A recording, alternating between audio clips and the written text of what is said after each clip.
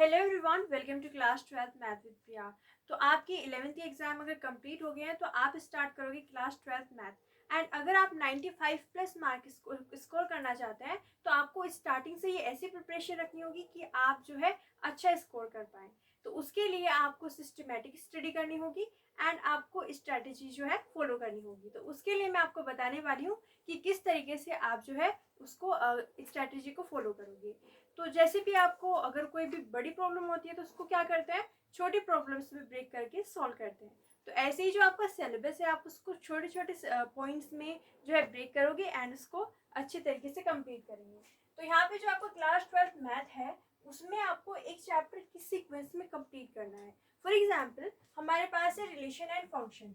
तो हम कब माने कि रिलेशन फंक्शन कंप्लीट हो गया, तो उसके लिए आपको क्या करना है, सबसे पहले एनसीईआरटी को कंप्लीट करना है ना। जो आपकी एनसीईआरटी बुक है उसमें क्या होता है, पहले आपको कॉन्सेप्ट बताते हैं, उसके बाद में एक एक्सरसाइज होती है, फिर एक कॉन्सेप्ट बताएंगे देन एक्सरसाइज होगी। तो जो आपकी लास्ट एक्सरसाइज होती है मिसलेनियस एक्सरसाइज, वो काफ़ी इंपॉर्टेंट होती है क्योंकि उसमें क्या होता है, मिक्स क्वेश्चन आपको देखने को मिलते हैं। और एग्जाम में भी क्या होता है, मिक्स क्वेश्चन ही आते हैं जिसमें सारे कॉन्सेप्ट यूज होते हैं।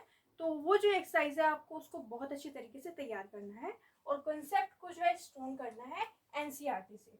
अगर ये हो जाए तो आप यहाँ पे टिक कर देना कि रिलेशन एंड फंक्शन का एनसीईआरटी कंप्लीट। इसके बाद में आता है नोट्स। तो नोट्स में मैथ में ऐसा तो नहीं है कि आपको डेफिनेशन लिखनी है, बस आपको अपने कंसेप्ट को क्लियर करने के लिए, क्वेश्चन को अच्छे तरीके से करने के लिए नोट्स प्रिपेयर करने हैं।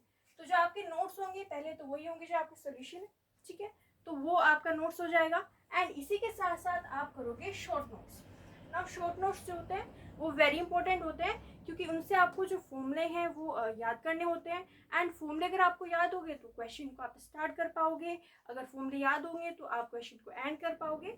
तो फॉर्मूले को कैसे याद करोगे, शॉर्ट नोट्स बना के।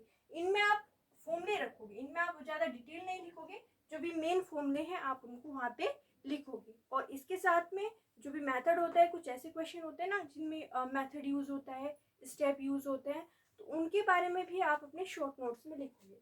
तो जैसे कि एग्जाम्पल के लिए मैंने बहुत छोटे नोट्स बनाए हुए हैं, लाइक इस तरीके के नोट्स आप बना सकते हो।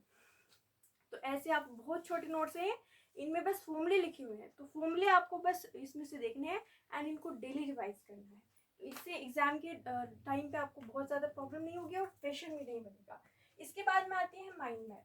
तो शॉर्ट नोट्स के बाद में माइंड मैप से क्या फ़ायदा होता है, माइंड मैप में क्या होता है, जो पूरा चैप्टर है वो आपका एक ही पेज पे आ जाता है, जिससे आप उसको अच्छी तरीके से रिवाइज कर सकते हो। आप एक टॉपिक देखो एंड उसके बाद में आपके माइंड में जितने भी फॉर्मूलेज हैं जो आपने याद किए हुए हैं वो आ जाएंगे और आप वहाँ से अच्छे तरीके से रिवाइज कर सकते हो। सो नोट्स में short notes and mind map आएगा। इसके बाद में एनसीईआरटी में क्वेश्चन गिवन, बट अगर आपको ज़्यादा प्रैक्टिस करनी है तो कौन सी बुक प्रेफर करोगे, एनसीईआरटी एग्जाम्पलर। नाउ ये जो बुक है आपकी एनसीईआरटी एग्जाम्पलर, इसमें काफ़ी अच्छे क्वेश्चन आपको गिवन होते हैं और एमसीक्यूज की अगर आपको प्रिपरेशन करनी है तो उसमें भी आपके एनसीईआरटी एग्जाम्पलर काफ़ी हेल्पफुल होती है क्योंकि इसमें अच्छे तरीके के एमसीक्यूज पूछे जाते हैं। आपकी जो एनसीईआरटी बुक है उसमें कुछ क्वेश्चन होते हैं एमसीक्यूज के, बट अगर अच्छी प्रिपरेशन करनी है तो एनसीईआरटी एग्जाम्पलर में आपके बहुत सारे क्वेश्चन हैं, ठीक है। इससे आप प्रिपरेशन कर सकते हो। इसके साथ साथ टेस्ट के लिए भी आप एनसीईआरटी एग्जाम्पलर को यूज़ कर सकते हो। फिर बात आती है टेस्ट के लिए। तो टेस्ट के लिए या तो आप एनसीईआरटी एग्जाम्पलर यूज़ कीजिए या मैं कहूँ कि आप प्रीवियस ईयर क्वेश्चन जो है टेस्ट के लिए यूज़ कीजिए।